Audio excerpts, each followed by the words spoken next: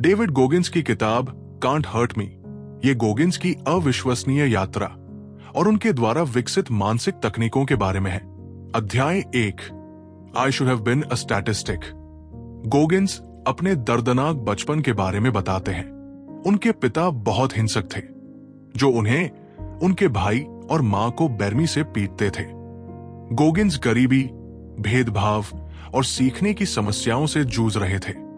इस अध्याय का संदेश ये है कि आपके अतीत के घाव आपको परिभाषित नहीं करते, वे आपको मजबूत बनाने का ईंधन बन सकते हैं। अध्याय 2, ट्रूथ हर्ट्स। एक समय गोगिंस का वजन 135 किलो हो गया था और वे एक असफल जीवन जी रहे थे। उन्होंने खुद को आईने में देखकर अपनी कमियों को स्वीकार किया। यहीं से अकाउंटेबिलिटी मिरर का जन्म हुआ। उन्होंने खुद से झूठ बोलना बंद किया और कठोर सच्चाई को स्वीकार किया कि वे आलसी और डरपोक हो गए हैं। अध्याय 3, the impossible task. Navy seal बनने के लिए गोगिंस को केवल 3 महीनों में 45 किलो वजन कम करना था। यह लगभग असंभव था, लेकिन उन्होंने हर दिन घंटों कसरत की और अपनी सीमाओं को धकेला। यहां वे सिखाते हैं कि जब लक्ष्य बड़ा हो तो अनुशासन ही एकमात्र रास्ता है। अध्याय 4, टेकिंग सोल्स। गोगिंस ने नेवी सील की हेल वीक के दौरान मानसिक मजबूती की एक तकनीक खोजी। उन्होंने अपने इंस्ट्रक्टर्स की आत्माओं को जीतने का फैसला किया, यानी इतनी मेहनत और ऊर्जा दिखाना कि सामने वाला जो आपको तोड़ना चाहता है खुद दंग रह जाए और आपका सम्मान करने लगे। अध्याय 5, आर्मोर्ड माइंड।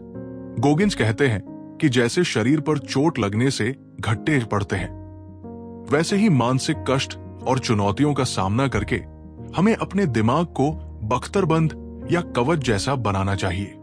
ये किसी भी दर्द को सहन करने की शक्ति देता है। अध्याय 6, it's not about a trophy. Goggins ने बिना किसी तैयारी के 100 मील की दौड़ पूरी की। उनका शरीर पूरी तरह टूट चुका था, गुर्दे फेल होने की कगार पर थे, लेकिन वे नहीं रुके।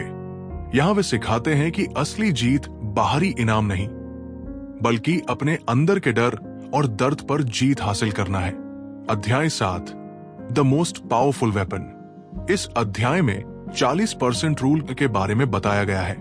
गोगिंस कहते हैं कि जब हमारा दिमाग कहता है कि हम थक गए हैं, तब हम अपनी क्षमता का केवल 40% इस्तेमाल कर रहे होते हैं। शेष 60% तक पहुंचने के लिए हमें अपनी मानसिक दीवार को तोड़ना होगा। अध्याय 8, टैलेंट नॉट रिक्वायर्ड।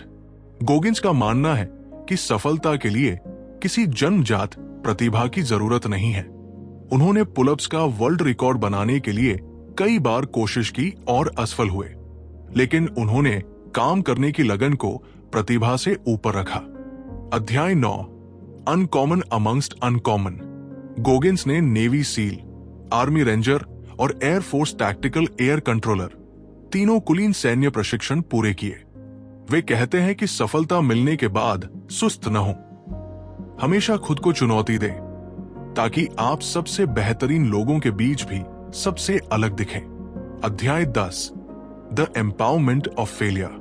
वे अपनी असफलताओं, जैसे डेल्टा फोर्स सिलेक्शन में फेल होना, के बारे में खुलकर बात करते हैं। उनका मानना है कि असफलता एक डेटा पॉइंट है। इसे व्यक्तिगत रूप से लेने के बजाय ये देखें कि कहां कमी रह गई और अगली बार और मजबूती से लौटें। अध्याय 11, व्हाट इफ। किताब के अंत में गोगिंस व्हाट इफ की शक्ति बताते हैं। जब भी आप किसी कठिन परिस्थिति में हो, खुद से पूछें, क्या होगा अगर मैं ये कर जाऊं? ये एक सवाल आपके दिमाग को असंभव को संभव बनाने के लिए प्रेरित करता है।